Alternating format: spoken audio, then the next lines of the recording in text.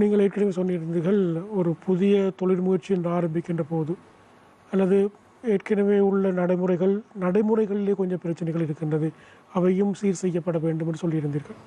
உண்மையை பொறுத்தளவில் இந்த ஒரு பொருளாதார வளர்ச்சிக்கு அந்த பொருளாதார வளர்ச்சி நீண்ட காலத்திலே ஒரு பொருளாதார அபிவிருத்தியாக மாற வேண்டுமாக இருந்தால், ஒரு எக்கனாமிக் க்ரோத் ஒரு எக்கனாமிக் டெவலப்மெண்ட்டாக மாற வேண்டுமாக இருந்தால், நிச்சயமாக புதிய தொழில் முயற்சிகள் எவ்வாறு ஃபாரின் டைரக்ட் இன்வெஸ்ட்மெண்ட் இங்கே வர வேண்டுமோ அதே போல் புதிய தொழில் முயற்சிகள் அதிகரிகம் உருவாக்க வேண்டும். ஸ்டார்ட் அப்ஸ் கூடுதலாக அமைய வேண்டும். உங்களுடைய அந்த கணிப்பின்படி, அனுபவத்தின்படி இந்த கடந்த 2-3 ஆண்டுகளிலே, ஏன்னா நாங்கள் பார்த்துருக்கின்றோம், ரெண்டு ஆண்டுகளுக்கு முதல் உதாரணமாக ஒரு மொரட்டுவ பல்கலைக்கழகத்திலே 4 வருடங்கள் அரசாங்க செலவிலே படித்த ஒரு இன்ஜினியர் இப்போ எக்ஸாம் முடிஞ்சு அடுத்த நாள் அவர் நாட்டை விட்டு போய்விடுவார். இப்படி ஒரு நிலை இருந்தது. அதே போல் தான் வைத்தியர்களும் இருந்தார்கள். ஆக இந்த இந்த இந்த கல்ச்சர், இந்த விஷயங்கள் மாறி புதிய ஸ்டார்ட் அப்ஸ் என்பது மிக முக்கியமானது. எவ்வாறு ஒரு உற்பத்தி பொருளாதாரம் வளர்ச்சி அடைகின்றதோ சேவைத்துறையும் அதே போல் வளர்ச்சி அடைய வேண்டும். ஆகவே இந்த சேவைத்துறை, உற்பத்தித்துறை போன்றவற்றை, ஏன் விவசாயத்துறை கூட வளர்ச்சி அடைவதற்கு இந்த ஸ்டார்ட் அப்ஸ் முக்கியமானது. அதுக்கு இருக்கின்ற கடன் நிலைமைகள் தற்போது எவ்வாறு இருக்கின்றன? நல்ல கேள்வி மயூரன். ஏன்னா இதில் பொதுவான விஷயமா பார்க்குறோம். அது வங்கிகள் அவர்களுக்கு வழங்குகின்ற ஒத்துழைப்பு, அதே போல் இந்த படிவங்களை பூர்த்தி செய்வது, அரசு நிறுவனங்களிலே அதற்கான அனுமதியை பெற்றுக்கொள்வது, இவ்வாறு பல விடயங்கள் அந்த புதிய தொழில் முயற்சி ஆண்மைகளே வருகின்றது. உங்களுடைய பார்வையிலே எவ்வாறு இது நாங்கள் சாதகமாக அணுகக்கூடிய இருக்கின்றோம்? நான் ஒரு நல்ல உதாரணம் சொல்லிட்டு நான் அந்த கேள்விக்கு பதில் அளிக்கிறேன் மயூரன். என்னென்னா, இப்போ வெளிநாட்டுக்கு போகிற ஆட்கள்கிட்ட ஒரு விஷயம் கட்டுனா, ஏன் நீங்கள் போகிறீங்க, ஏன் உங்களை அங்கே செய்கிறத இங்கே இல்லை செய்ய முடியாதுன்னு கண்டா சொல்கிறதே பதில் எங்களுக்கு அங்கே ஆப்பர்ச்சுனிட்டி, அதாவது எங்களுக்கு சந்தர்ப்பம் இல்லை. சந்தர்ப்பம் இருந்தால் கூட அதை கஷ்டப்படுத்தி தான் வச்சுருக்குறாங்க. இது உண்மையும் தான். உதாரணம் சொல்கிறேன்டா, ஒரு ஒரு ஒரு நான் ஒரு பாடசாலை மாணவன் ஒருவன் மியூசிக்கை விரும்புகிறான். இங்கே இலங்கையில் அவன் மியூசிக்கை படித்த ஒரு மேதையாகி அதால் அவனை சம்பாதிக்க முடியாது. அதே இதை அவன் யூகேக்கு போனண்டா அதுக்கான சந்தர்ப்பம் அவருக்கு இருக்குது. அந்த மாதிரி நிறைய பிரச்சனைகள் இருக்குது. ஸ்டார்ட் அப்லேயும் உள்ள பிரச்சனை இதுதான். இதே பிரச்சனை தான் ஸ்டார்ட் அப்னு சொல்கிற நீங்கள் ஒரு அவதானத்தை எடுக்கிறீங்க, அதாவது ரிஸ்க் எடுக்கிறீங்க.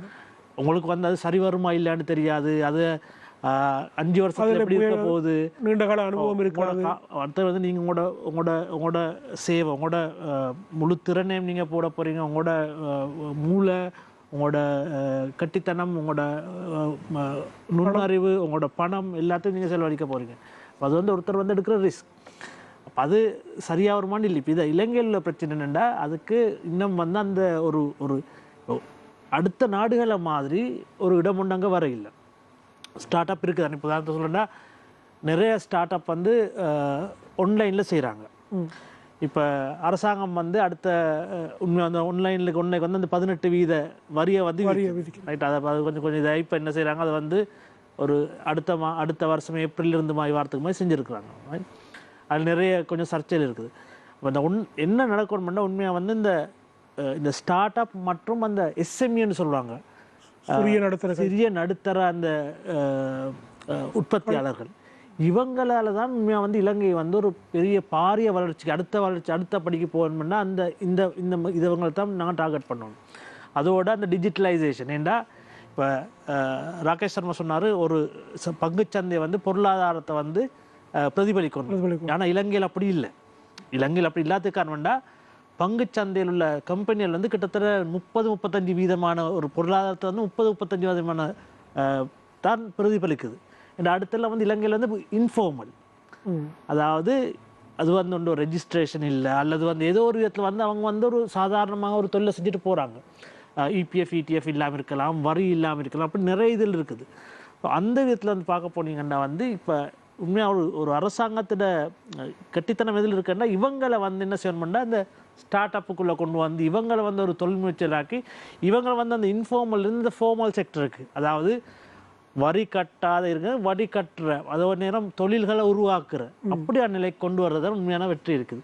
ஆனால் அந்த நிலைக்கு இது வரைக்கும் நாங்கள் வர இல்லை. அதை பற்றி நான் நினைக்கிறேன் இந்த அரசாங்கம் சிந்திருக்குது. ஆனால் இது வரைக்கும் எது விதமான ஒரு பாரிய முன்னெடுப்புகள் செய்யப்படவில்லைன்னு நான் சொல்லுவேன்.